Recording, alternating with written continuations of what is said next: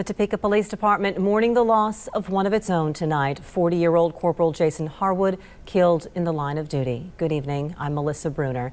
This started as a seemingly routine traffic stop, but ended with gunshots and Corporal Harwood fatally wounded.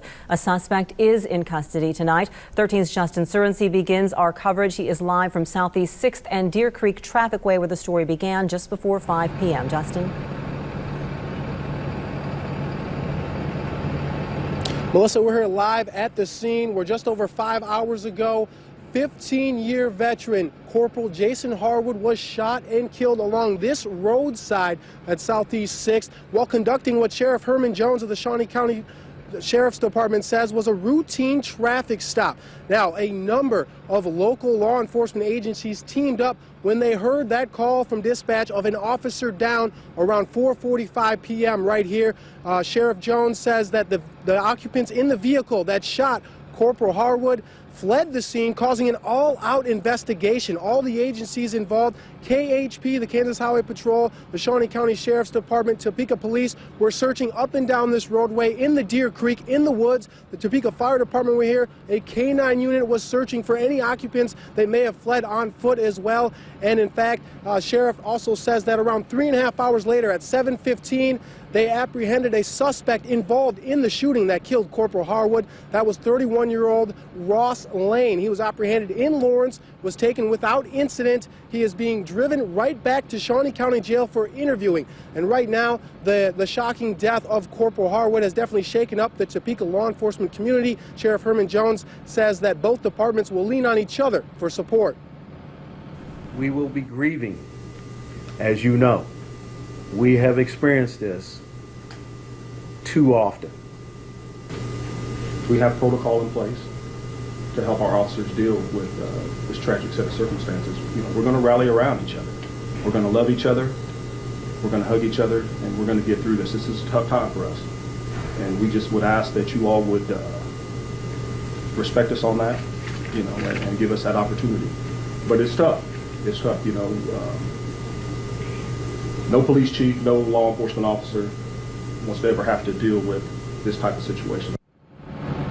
Melissa, in Sheriff Herman Jones' press conference, which was just under a half an hour ago, he said that while Ross Lane was arrested, they are not sure if he was the one that pulled the trigger and killed Corporal Harwood. There are also several other occupants in that vehicle that they are searching for right now as suspects, and that's what we know right now. A debriefing will be available tomorrow as well. Melissa?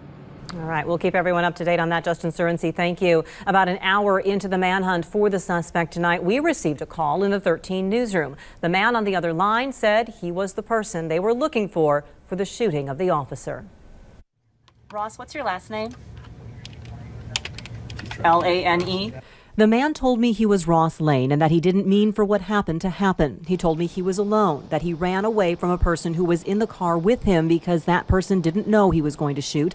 He said he saw a car at a gas station, jumped in, and drove toward Lawrence. The car broke down, and as he spoke to me, he said he was walking, was now unarmed, and he did not want to be a Tiscareño, referring to the man who shot and killed 2 Topeka police officers in 2012, then was killed following a standoff with authorities. What can I do to help you turn yourself in unhurt? Is that what you want to do? As we spoke, News Director John Janes got a Topeka police detective on another line to relay information. He is unarmed, and he wants to surrender peacefully. Ross, what are you wearing? Investigators came in to review the call and take a copy. About an hour later, we were informed Ross Lane was taken into custody in Lawrence without incident. And a check of records shows Ross Lane does have some prior convictions for burglary in Johnson County in 2003, criminal threat in Butler County in 2006, and he had convictions in 2003 in Shawnee County for misdemeanor criminal damage and domestic battery.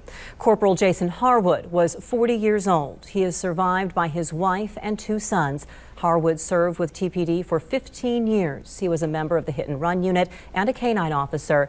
Some of you might recall that Harwood was injured in the line of duty in May of 2010. Harwood and a Kansas Highway Patrol trooper were working back up in the search for a suspect along I-70 when a van unrelated to the incident drove onto the shoulder, hit their vehicles, and struck the officers. Harwood suffered multiple broken bones and internal injuries. He told us at the time, as he was recovering from those injuries, that he was impressed by how fellow officers told him that when one of them is hurt, they all help out. This has a lot of people in mourning tonight, including, of course, those who served alongside Corporal Jason Harwood on the force. 13's Ariana Cohen is live at the Law Enforcement Center. Ariana, what is the mood there at the memorial? Yes, Melissa, a very, very sad mood tonight. Just a couple of hours ago, several people gathered out here outside the LEC for a candlelight vigil for this fallen officer, a 15-year veteran. And I asked one woman how long she was out here. She said she didn't even know, and she had tears in her eyes. Another woman handed us this bouquet of flowers, handed it to our photographer, and asked us to lay it down for her. She also handed us this card, and I'm going to read it out. It says, "We wish our words could somehow ease your sadness, but in our hearts we know the most they can do is simply tell you how much we care. Thank you for letting them protect us." And you can also stay updated on our WIBW app. Melissa, back to you. Ariana Cohen at the Law Enforcement Center, thank you so much. It is not lost that it was on another Sunday night nearly 2 years ago now that the Topeka Police Department mourned a similar loss. On December 16th, 2012, Corporal David Gogian and Officer Jeff Atherley responded to a suspicious vehicle at the Dillon's parking lot at Southwest Huntunen Lane. Moments after their arrival, shots were fired and both officers suffered fatal injuries. Hours later, police located the suspect, David Tescareño, at a home on Western. Officers deployed gas into the home, and Tescareño, they say, came out carrying a gun. An exchange of gunshots followed, and Tescareño was killed. And tonight, Blackbird Bistro over at 10th and Gage is telling us that they will begin collecting donations for Corporal Jason Harwood's family starting Monday morning, as they did nearly 2 years ago when Corporal Gogian and Officer Atherley were killed.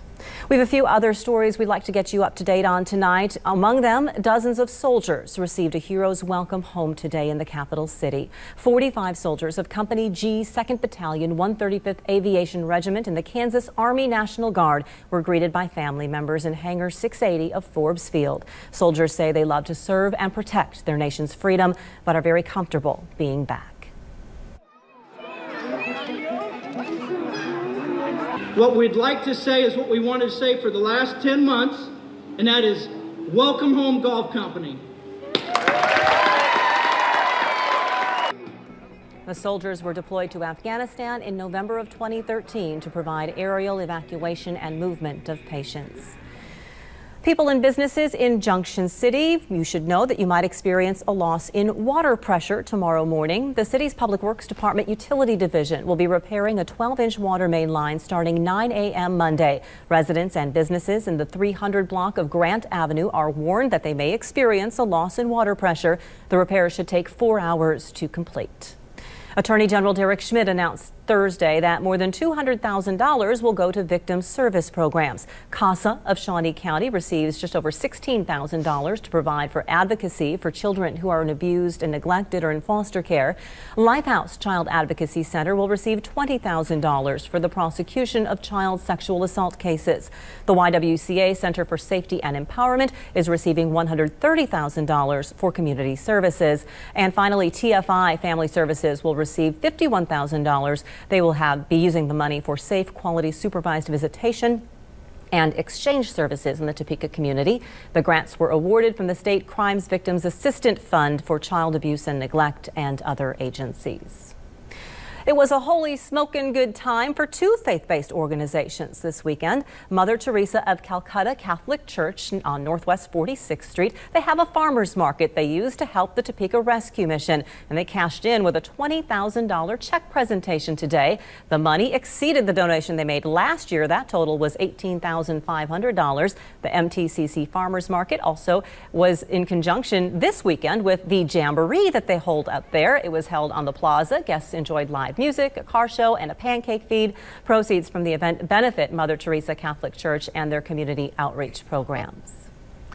Educators across the state of Kansas teach our nation's future leaders, and today some of the best were celebrated. This year's Kansas Teacher of the Year awards were held at the downtown Ramada. Teachers within the 2nd Congressional District were nominated and honored with some of the top educators in Kansas.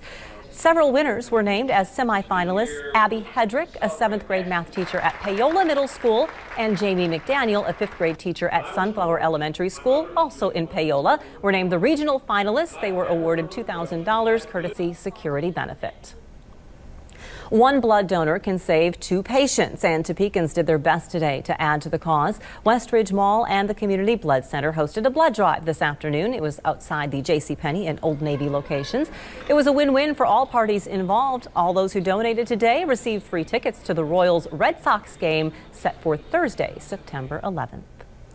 The first native Kansan governor was honored today in the capital city. Friends of the historic Topeka Cemetery presented a musical tribute to Arthur Capper this afternoon. The sounds of traditional Celtic music, bluegrass, and blues could be heard throughout the city's oldest chartered cemetery. Arthur Capper, the founder of Easter Seals Capper Foundation, is buried at Topeka Cemetery.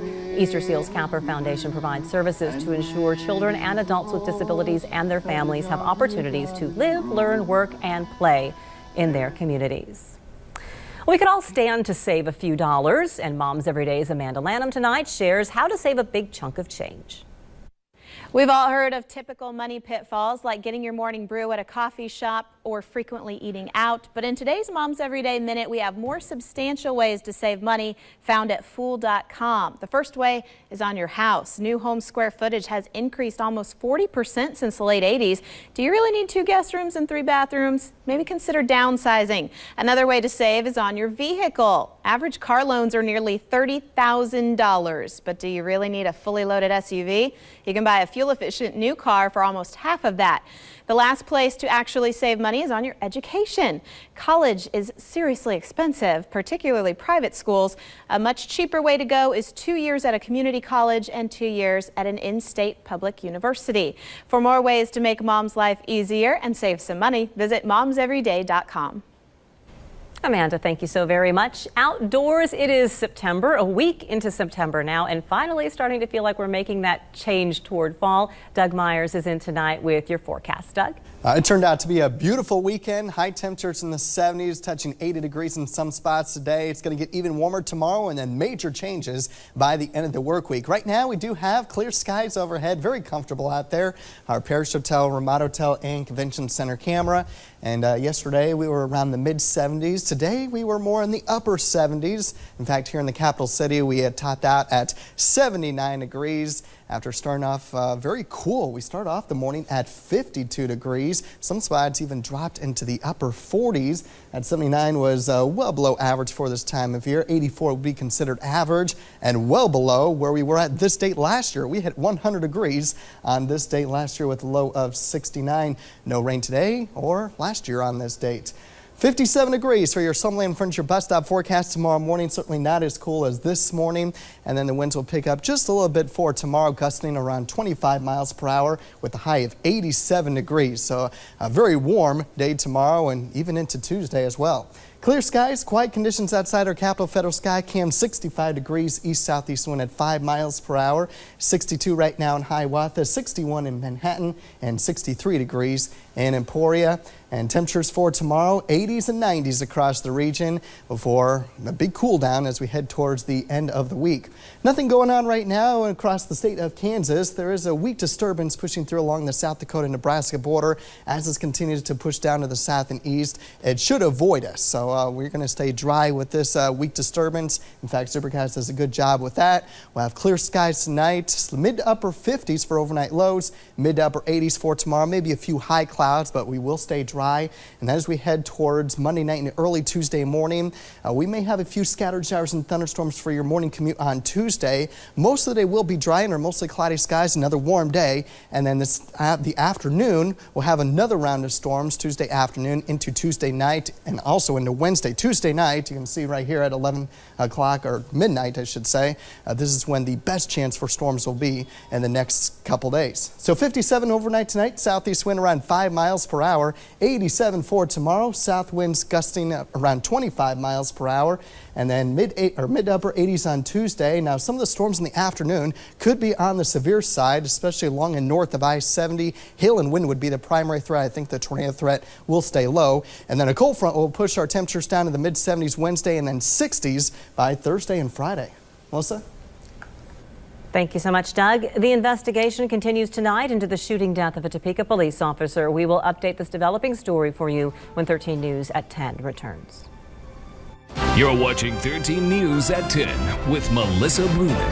13 News, Kansas News Leader. You're watching 13 News, Kansas News Leader.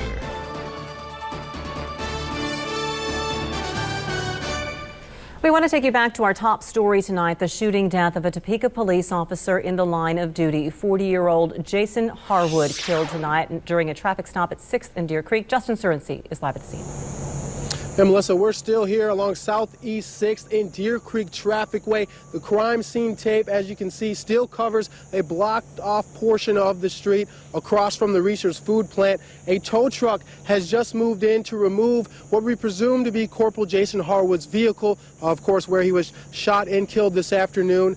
Suspect, of course, arrested, 31-year-old Ross Lane. A little brief bio on Corporal Harwood. He's been with the force for 15 years. Came on to the Topeka Police Department in 1999 of June, where he started off with the hit and run department and then moved to the K-9 unit department, and then was actually promoted to corporal in May of 2012. An extremely decorated officer on the force. Sheriff Herman Jones says he was loved by all of his partners. He is extremely missed during this tragedy. He also leaves behind 2 children and a wife, and we also have heard word that the Blackbird Bistro here in Topeka on 10th and Gage will be accepting donations to help out the family in this time of need. So if you're looking for a way to sort of help out and help grieve with the community, Blackbird Bistro on 10th and Gage is accepting offerings for the family. Justin Surency, thanks for the update. And once again, the suspect, Ross Lane, is in custody, taken into custody around 8 o'clock tonight in Lawrence. Sheriff Herman Jones could not say whether there were, in fact, more people in the vehicle or not, and whether they may still be searching for them this evening as well. We'll keep you up to date on WIBW.com. And also this footnote, Attorney General Derek Schmidt has issued a statement already tonight saying, quote, "Once again, our hearts are broken by unspeakable loss in the law enforcement community. My thoughts and prayers are with the family and friends of Corporal Jason Harwood," end quote. We'll be moving on to sports when we return. Find out how the Royals were spoiling a special day for a New York Yankee, and the Chiefs lost more than just the first game of the season. The story coming up next in 13 Sports.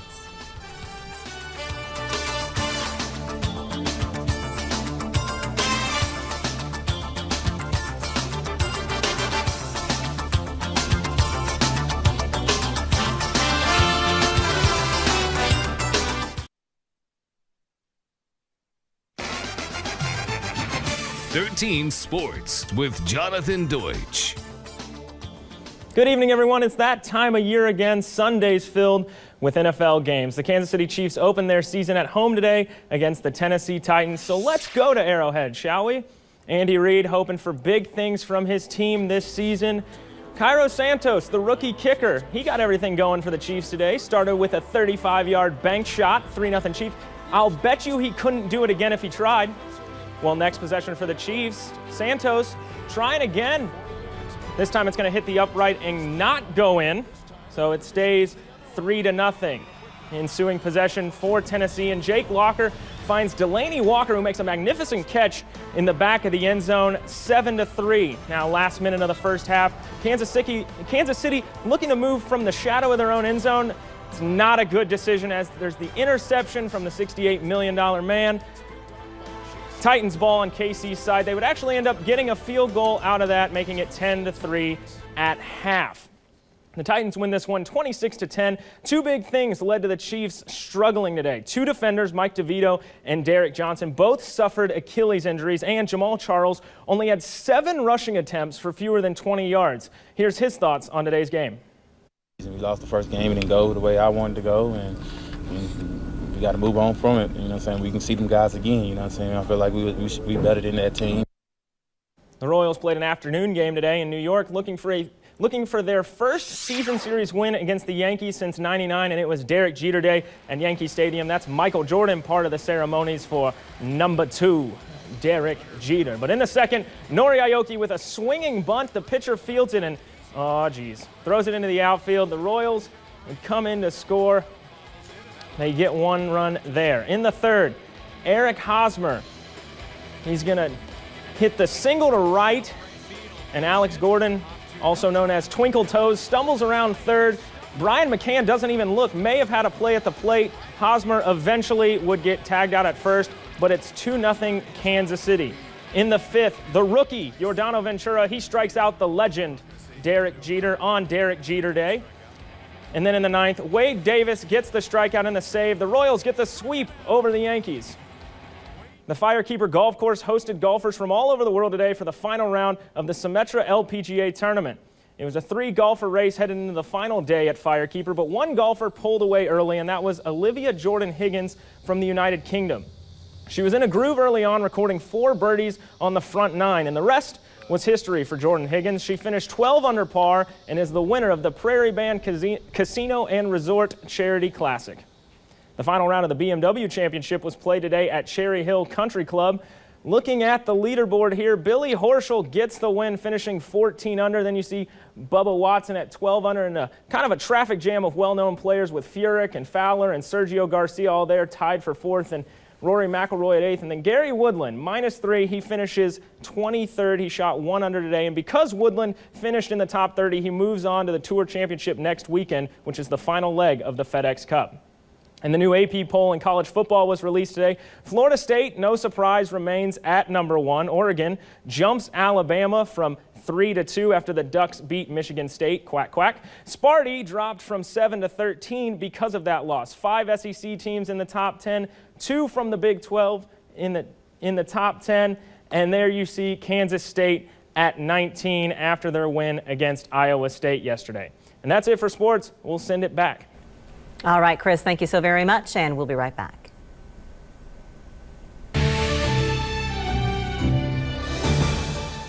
All right, final check of your weather. 80s to start the work week, 60s to end it. Tuesday and Wednesday, chance of storms. All right, Doug, thank you so very much. And we want to go once again to Ariana Cohen. She is outside the Law Enforcement Center where the memorial will be getting the name of Corporal Jason Harwood, killed in the line of duty tonight. Ariana? Many of us remember it was just 2 years ago when 2 Topeka police officers were shot and killed in line of duty, and you can see their names etched here.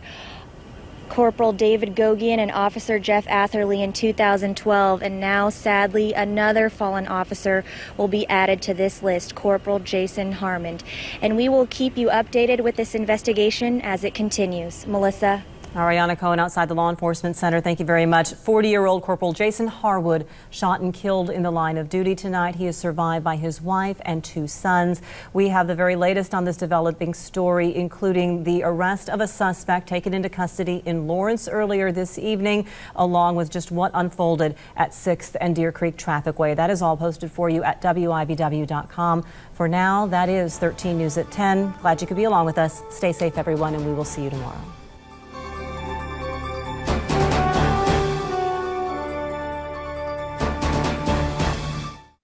Get the latest news, weather, and sports on WIBW.com or follow WIBW on Twitter and Facebook. WIBW TV, 2014 Heartland Regional Emmy Award winner for Evening Newscast.